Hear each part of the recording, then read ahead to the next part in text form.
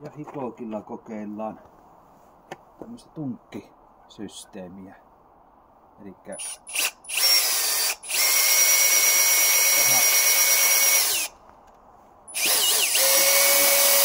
veivin korviketta.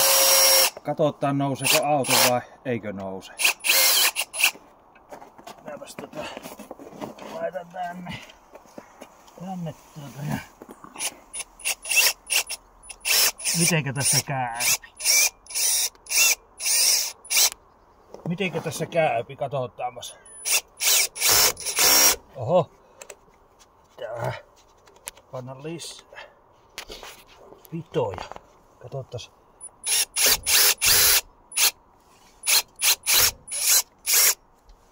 Oho.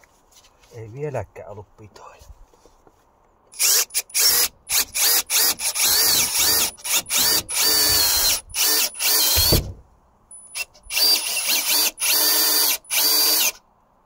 Kyllä se sinne nousi aika näppärästi verrattuna käsileivihommiin.